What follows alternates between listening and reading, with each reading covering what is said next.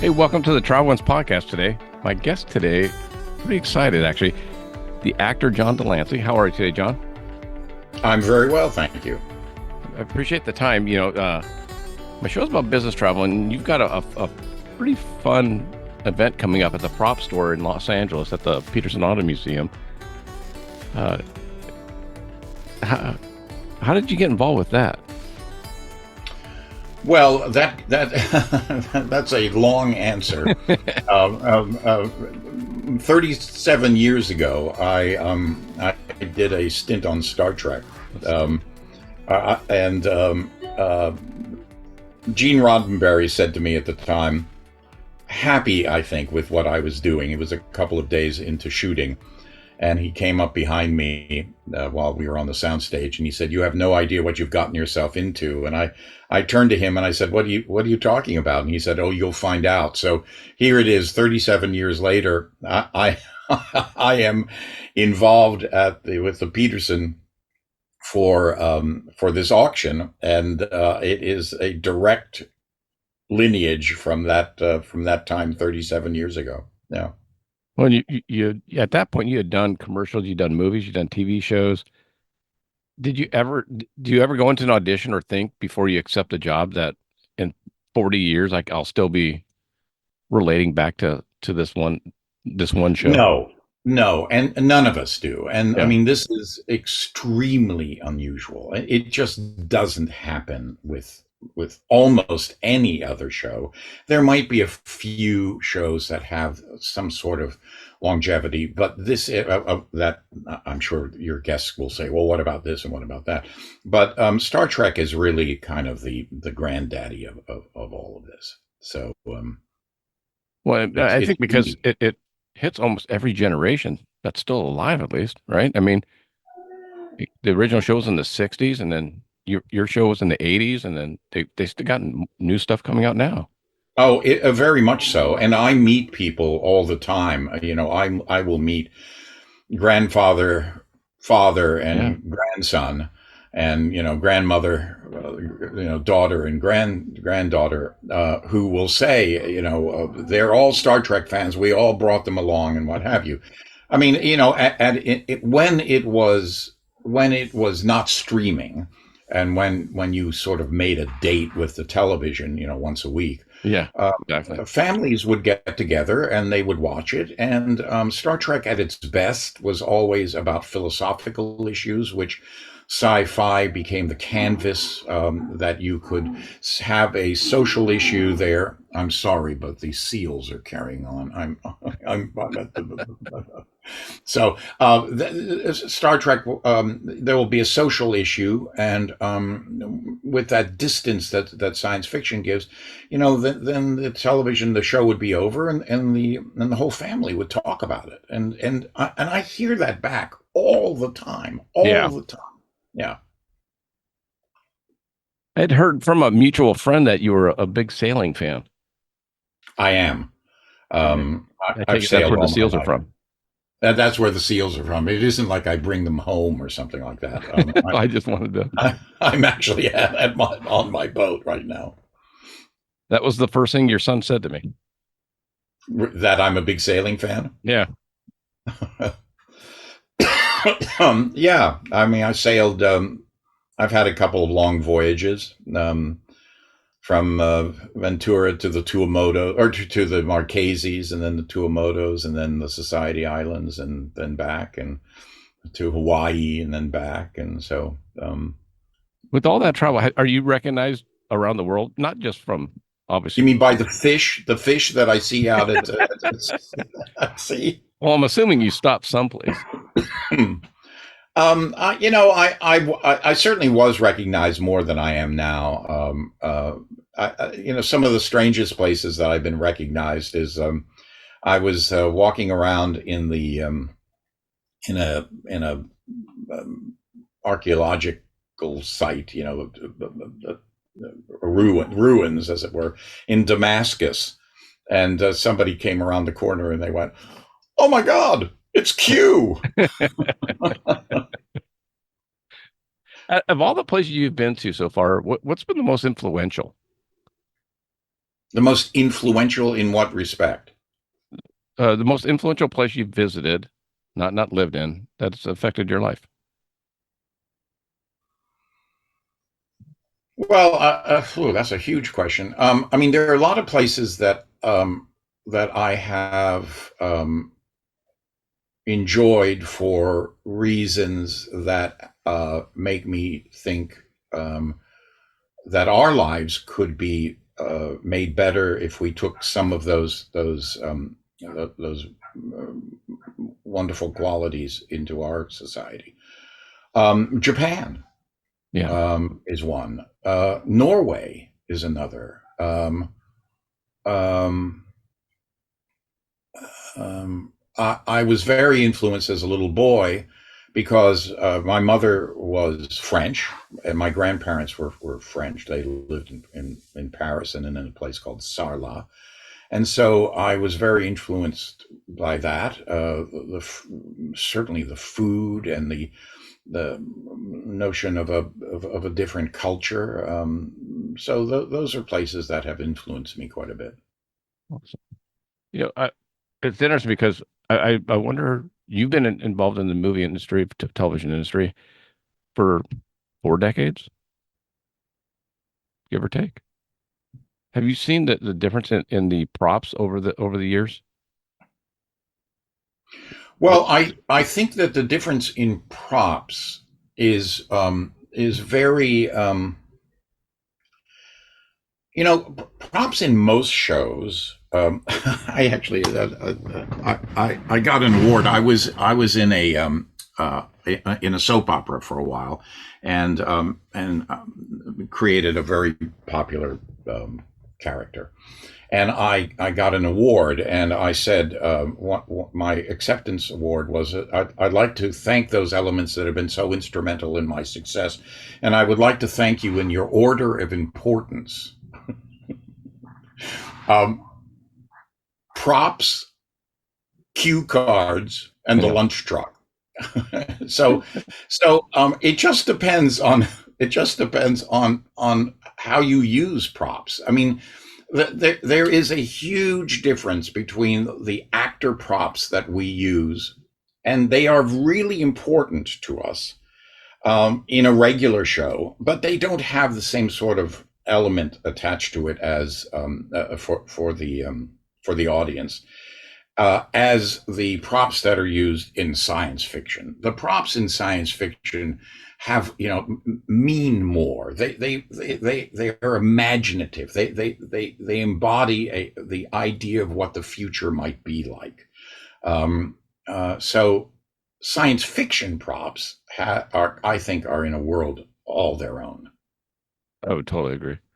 You know, I was curious, as an actor or someone that worked on set back in the 80s and 90s, what was the prop business wasn't that big, I don't think. As far as reselling the props from movies. And so, like, as an actor, where you're like, oh, I want to keep this for myself, and then now 30 years later, you find, hey, it's worth 20 grand or 15 grand or whatever. Yeah, I've heard of people doing that. I've never kept any props Okay. myself. Um, uh, so Do you wish you no, had? no, not really. It's just not something which, frankly, there's a sort of an unprofessionalness about it. You're just not supposed to.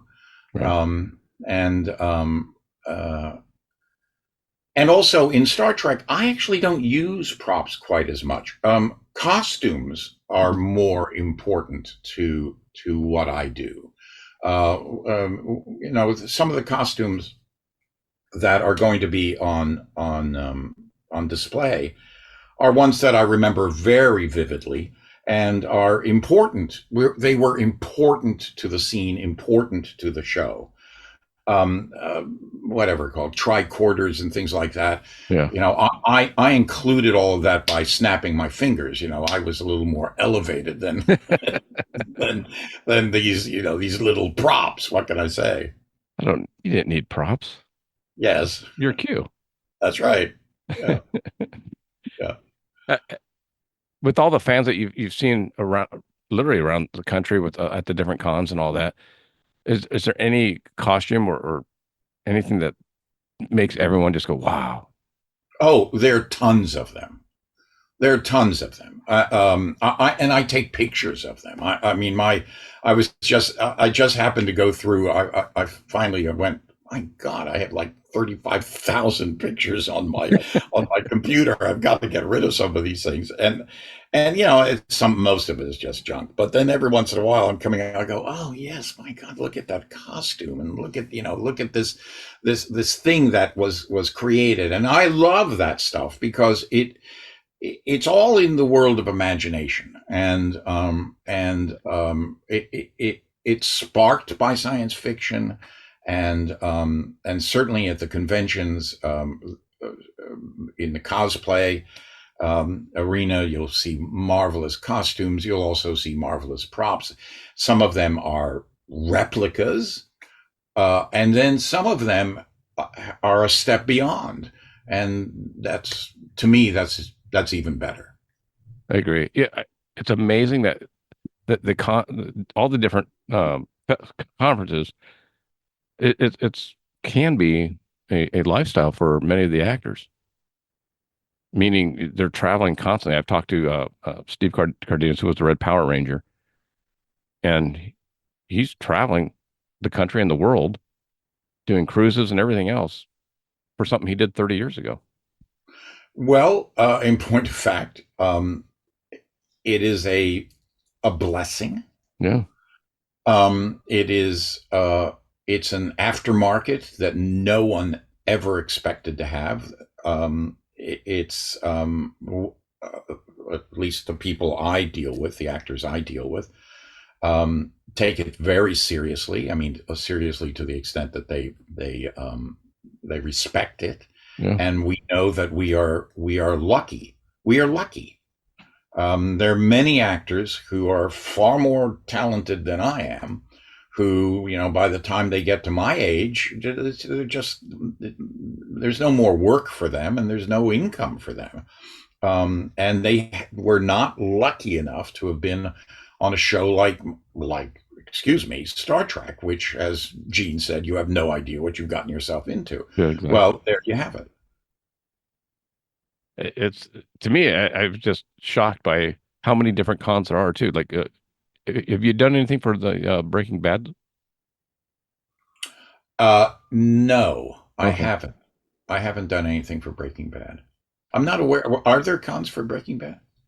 I would think there would be. I mean, that was such a huge show. It was. I certainly get a lot of people coming up to me and talking to me about Breaking Bad. A lot of people coming up to me, talking to me about that. Are you? Are there any things that are going to be at the prop store auction coming up that you're excited to see yourself, or is it just? Well, you know what? I was over there a couple of days ago, and I saw some things again in the costume area, which I thought Hmm. were really terrific.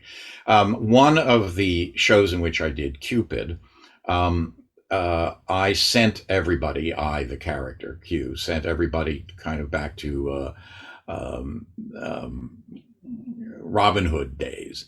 So there were the costumes there for it, Oh, and wow. and that was fun. I mean, if you figure that as an actor, you got involved in this because of the kind of the pretending, which then was simply an extension of like when you were a little kid and you pretended. Well, here it is. Here we are, all our in our 30s and 40s, and we're pretending Yeah. that we're in the Robin Hood period of time, on horses and great costumes and stuff like that. So all of that is great fun. Yeah. Were you Errol Flynn? I'm always Errol Flynn. Exactly. Errol Flynn was my idea of the perfect actor. He always had a smile on his face that said to you, um, this is sort of silly. Yeah. Um, he always had a little bit of a twinkle in his eye that said to you, "This is silly. It's kind of I'm having a good time, and therefore you will have a good time along with me." Kind of we're all in this together. Kind of. Yeah, yeah. I mean, there are a lot of his politics aside and his lifestyles aside. There are people who didn't think of him as being quite as serious as they should have been, but I always loved that kind of twinkle that he had. See, that's interesting because for me, I just know him as the actor. I don't know anything about what you just talked about. So I just grew up admiring him. It's interesting. Like I didn't know about his politics. I didn't know about his lifestyle. I just know Errol Flynn as the actor. Yeah, right, right, right. Of all the people you performed with, who is kind of amazed you unknowingly? Um, oh, I don't know actually how to answer that. I mean, usually, when you say unknowingly, there are times that I have gone into a project and someone will be presented to me, especially not in the theater, because the theater is sort of there's you have to do it many many times, and but in film slash television, what have you, oftentimes you'll have people there who you'll go, they're just a pretty face, Yeah. and to my detriment, I will think, well, what's this going to be like? And I can't even remember who the person was, but she had been a model, and I thought, here we go. And only to go, wow, I love the way she works, and I love her acting style, and I love the energy that she brings to the set. And I can't remember her No, name that's anymore. I don't But want for me, it's usually I did a show with. I've done shows with people who you kind of go, oh well, they're really good, and in fact, they were really good. So there was nothing that was unusual about it. It didn't catch me by surprise, but that was a good example, and that's why you really have to say, oh, I know somebody. I did two movies with Jeff Bridges, Oh, and wow. Jeff told me that he had really never really done a play. And I thought, how's that possible? Yeah. How is that possible? Because that's where, as far as I'm concerned, and many of us concerned, is sort of the wellspring to all of this. But he grew up in the film world. So he, I guess, immediately went into film. And I consider him to be a great actor. And what he does, which is unusual and which I dare say I'm not good at it. He is not as much an actor as he's a reactor. And that's very difficult to be. That's somebody who really listens and really lets what's being said affect you. When you go to drama school and what have you, at least in my case, you're trained to be sort of spitting it out. You are. It's sort of an aggressive. Um, um, it's very pointed, or at least the training which Mhm. how I took it. And here it was. I'm working with somebody who's just a reactor, so he's just letting it all in. So that was somebody who truly surprised me, and I was like, my God, you've never, oh, geez, I have to completely reorganize my thinking about all this. Yeah, you would think with his dad being Lloyd and then Bo and all. I mean, you would have thought he had done some, but that's crazy. Yeah, but what he started to do was film, which made Yeah. all the sense in the world. And understand, the theater has been very affected by film. The theater pre movies is very different than it is now. The theater pre television is very different. Theater film, because you're so close, the audience is so close, has become a much more psychological thing, and therefore that has reflected itself in the theater. Now theater acting is oftentimes very psychological, and some of us end up talking. I have a friend of mine who's acting teacher at a major university and acting school, and she said, "Well, sometimes you get that no choice thing, that kind of neutral choice, which allows the audience." I don't know. I'm getting far too into No, acting no. talk. But yeah, you're right though. It's I always think like technology, how technology has affected travel, right? And I guess it's kind of it's in some ways it's I never thought about how film and TV has affected the theater. I mean, theater. Yes, well, yeah. I mean, I'm working with some people right now who keep on saying to me, um, "Oh, the trial. Yes, yeah. They wanted to do a trial script as a theater piece, and they're pointing out movie scripts that were based on the theater script." And I go, "Yeah, but we're not going to do the movie script. The Hmm. movie script it's in a different genre." Yeah, but it's the trial. I go, no, no, you don't understand. The theater requires words and a lot of words. Um, it's word heavy. In film, it's picture heavy. So that even that line has become blurred.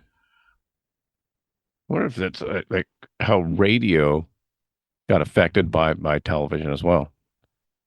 Oh, that's interesting because I listen to a lot of radio and I've always listened to it. Even as a kid, I was listening to records of, Edward R. Murrow, Yeah. all, and then I can hear it now and those things. How has television affected radio? Again, like you said, I think the imagination you had to have when you listen to the radio shows, it was all in your head. It's like reading a book. It's Sure. the imagination, whereas television tells you what it tells you what you should be thinking. Yes. I'm directing and acting in Orson Welles' War of the Worlds Oh wow. next week, actually. And one of the things in which I keep on telling the actors, you've got to go faster. The You do not have the visual. To The tell. audience does not have the visual. They only have the auditory, and you cannot let the audience get ahead of you. You have to keep it moving, and because they are with you. And so, I did, what was it? Julius Caesar with Stacy Keach playing Brutus, and I played Cassius. It was for a BBC production, and the director kept on saying, "Twice the intensity, twice the speed." There you go. And you could hear it. We were just doing how we thought it should be, and then we would listen to it and we go, "Oh God, it's kind of boring." He goes, "That's right. Keep it going, guys. Keep it going." Yeah. And I think also back then, like it's interesting you said it. Like your voice is very distinctive. Stacy Keach is very distinctive. Jeff Bridges is very distinct just by voice. Versus, I don't know if now it matters as much because it's all visual or more so visual, I guess. Not only, but with the younger actors, it's how they look versus necessarily how they sound. Well, you mean in terms of on film? Yeah, because everything's on film. Like you said, if you grew up on radio, and I just think a lot of people back in the older days of my youth had distinctive voices more so than just their face. Yeah. I listen to a lot of podcasts, lectures, things like that, and uh, there are times that I just go, "Oh, I cannot spend an hour listening to this voice. Uh, I just can't. Yeah, It will irritate me too much. It's just too unpleasant. I'm there to get information, albeit, but oh my gosh, there somebody I was listening to recently. I have no recollection. I just found, oh, can't listen to that. absolutely. I mean, I never met Jeff Bridges, but he sat. I was at a work meeting in Santa Monica, and apparently he sat down behind me, and I'm in this work meeting with my boss and a client, and all of a sudden I hear him speaking directly behind me, sitting at the table behind me, and I couldn't unhear it. It's Jeff Bridges' voice. Yeah. Yeah.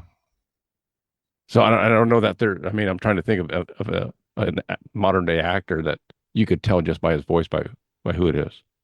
Well, I'm sure that there are a lot of them. So, Yeah, yeah. okay, interesting.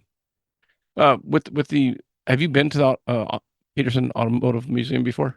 I haven't, and everybody keeps on saying, everybody who I've said, "Oh, I'm going to be going and doing that," they said, "You haven't? Oh my God!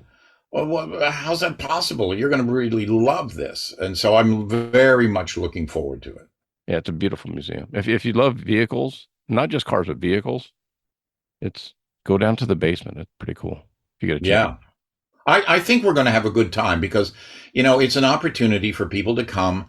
I don't, for us Trek people, I don't almost ever appear in LA.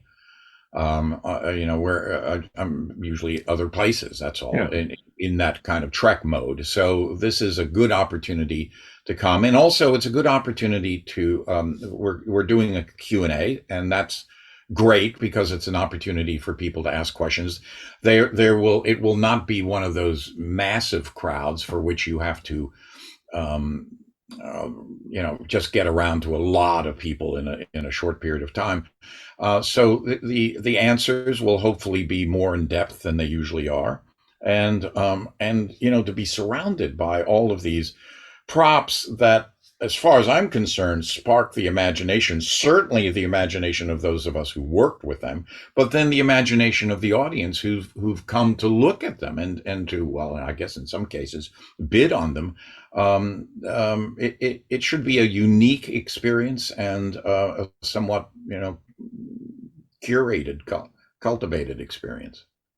I saw the list and I'm like, I need to make more money. Yes. I was like, wow. Right. Right.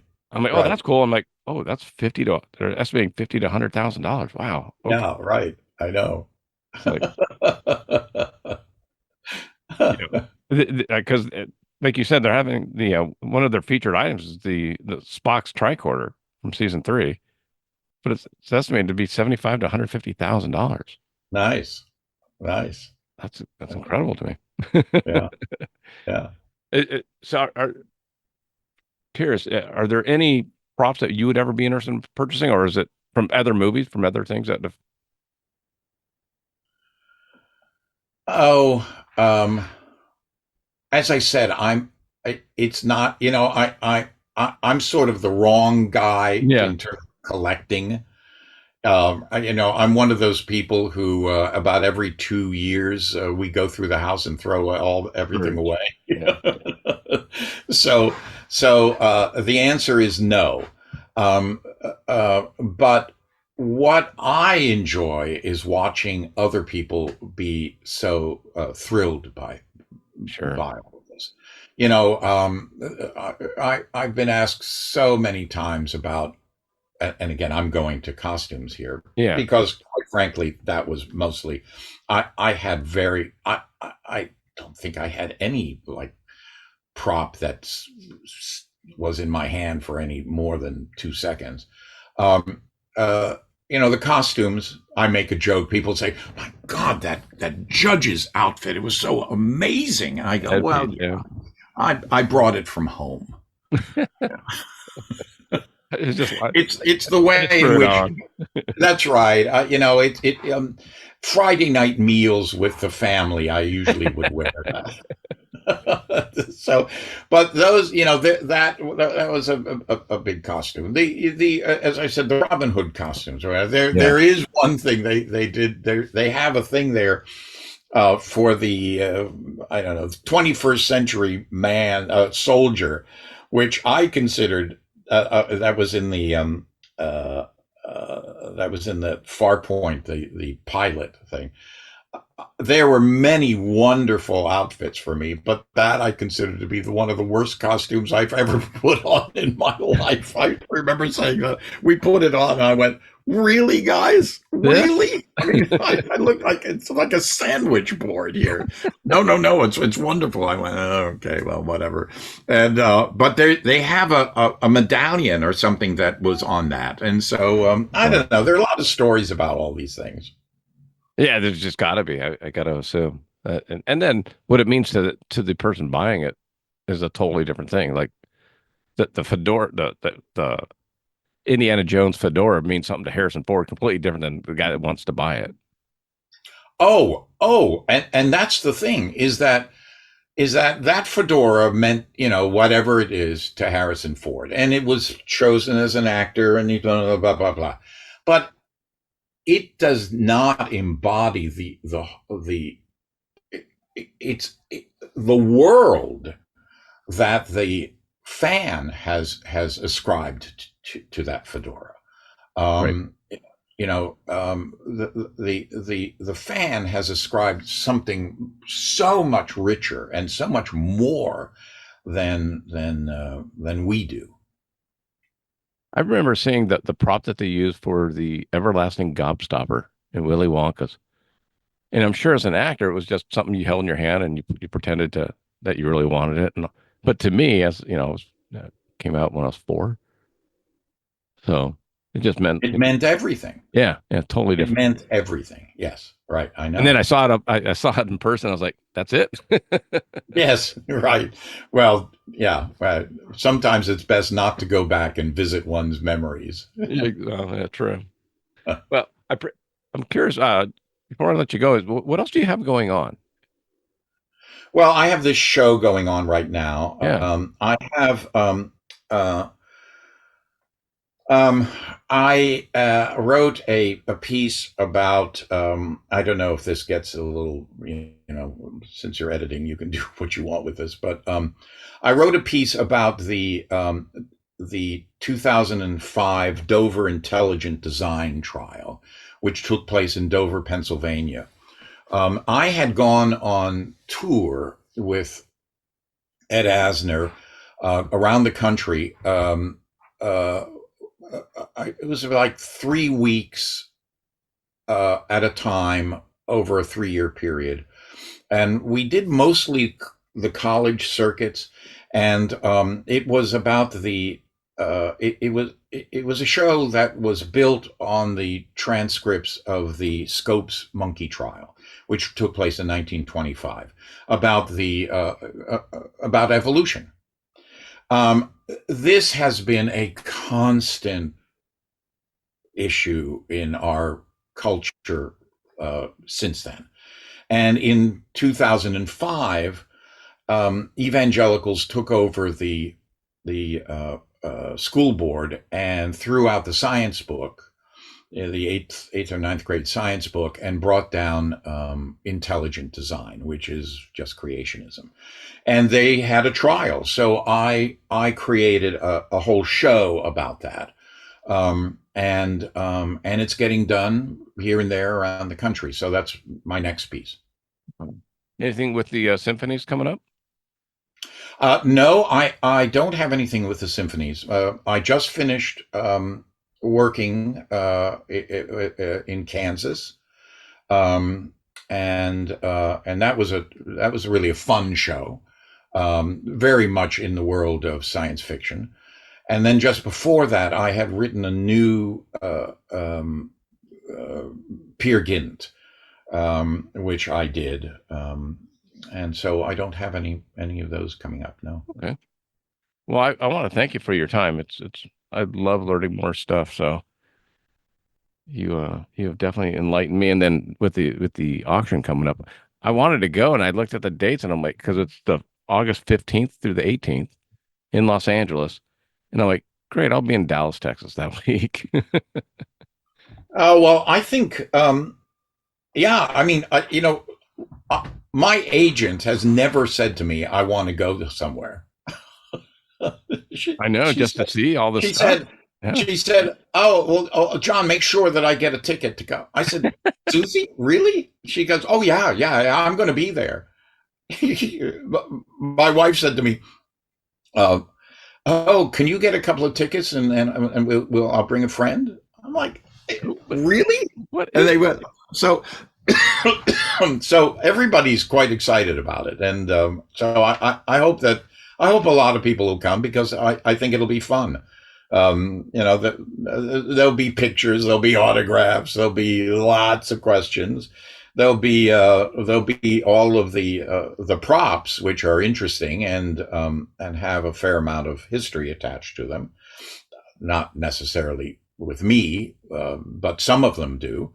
And then, my gosh, there'll be the cars. Well, yeah. I mean, yeah. Like I said, if you're a car guy, you walk through, you're just like, oh, that's what it looks like in real life. Yeah, yeah. Well, and I'm sure some of them, you know, I haven't been there, but I would imagine that a lot of them are the designs of cars when you could actually look at a car and know what it is, as opposed to going, I don't know. That looks like three other versions of that car for manufacturers. So I'm sure from a design point of view, it'll be quite spectacular. Yeah, I went for they had a Ferrari theme, and it was just like, whoa, okay. Yeah. So, learn to appreciate it. It's just, like you said, I mean, they're for the auction, it's an online auction as well, but I want people to know it's Batman, Star Wars, Star Trek, obviously, horror movies, Forrest Gump, Gladiators. I mean, it's got a little of everything, it seems like. Gladiator too. Yeah, it's got the mask that Oh, nice. or the costume that Joaquin Phoenix wore in the final. Oh, nice. Nice. They got Uh, the costume from Scream, the main thing, Alien. yeah.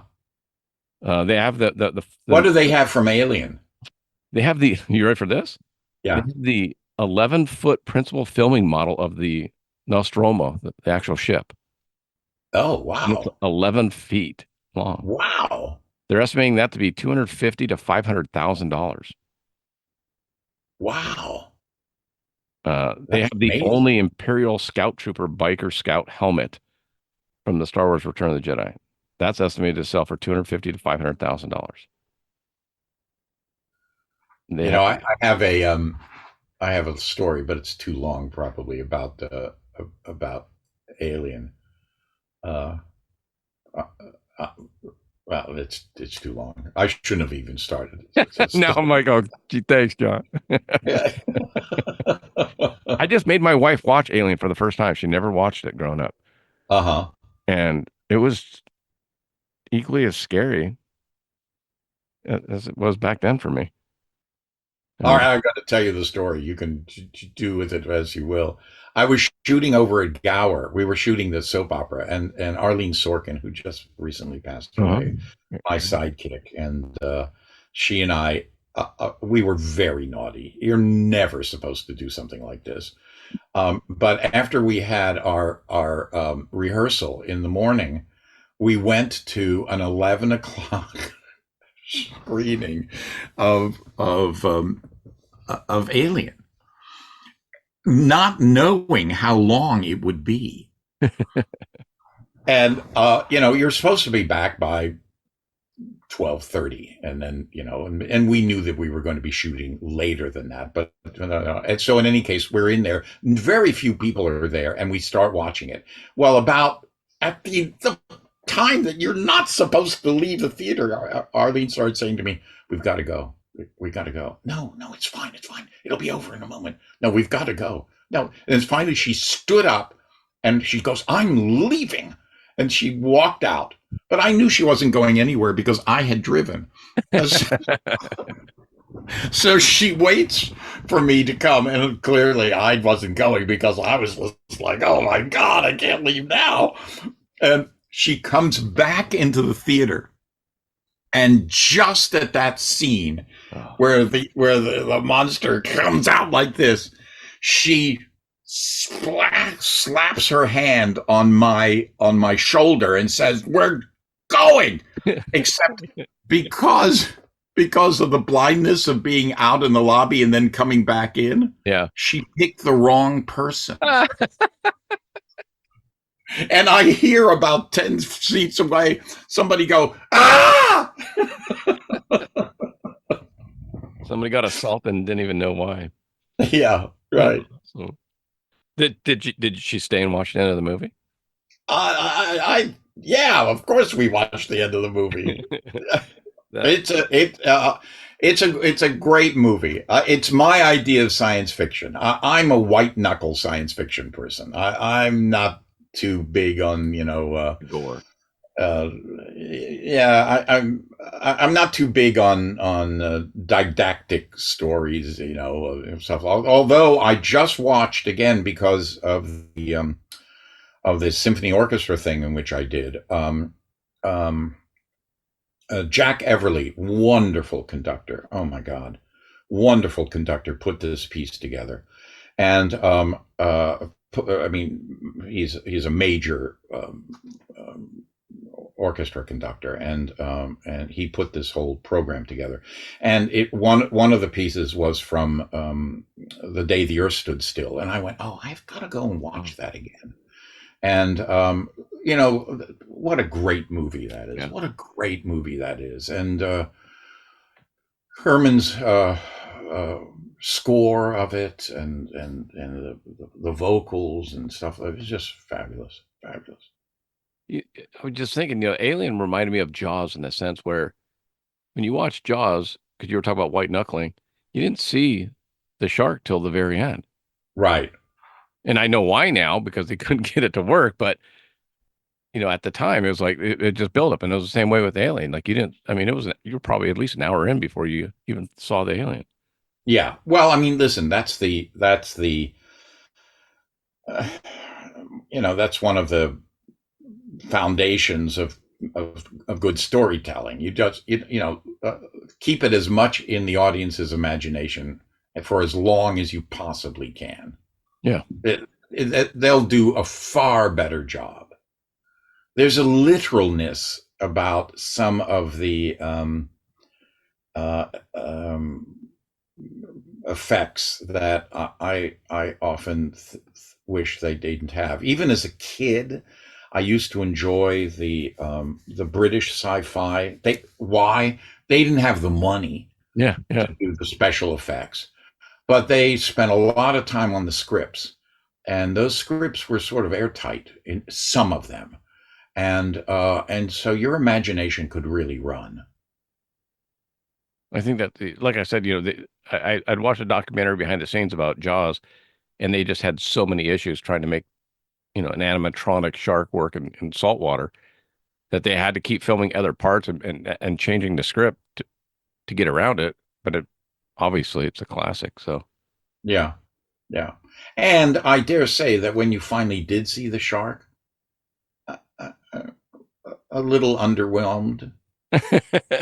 well, especially today's day, right? I mean, now it would be all Yeah. CGI'd and Right, right. now it would look like an actual shark. Back then, it was Yeah. like, that's pretty fake, but still. That's right. That's right. It looked like a big Muppet. But when Robert Shaw looked scared, that's acting. That's right. That's right. He looked genuinely That's afraid, right. of That's the right. Muppet Shark. Right. So, again, thank you so much, and I hope at some point we'll get a chance to meet. But I really appreciate the time talking to you